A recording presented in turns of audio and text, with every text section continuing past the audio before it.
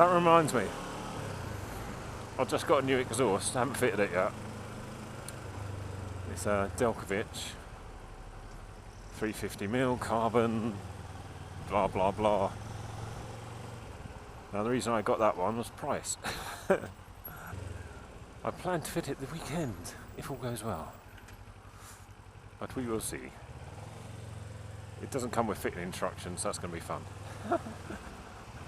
And if anybody's ever seen me work on my bike... Why is he pulling out to... Oh, right.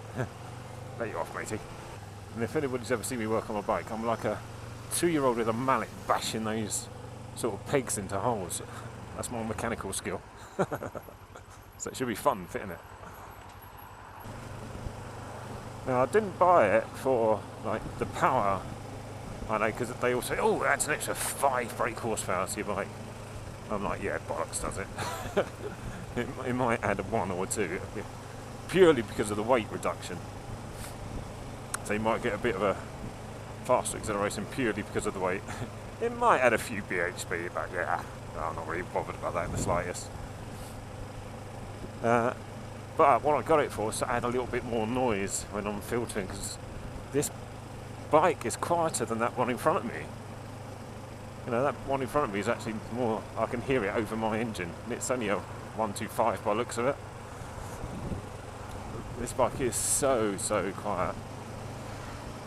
So I'm hoping a little bit more noise. So I'm keeping the baffle in, if you're asking. Will help me out a little bit on the filtering. You've seen all the close calls I've had. The reason I'm keeping the baffle in is because I've got 2 young kids. I mean, very young. The neighbour's got a young kid as well.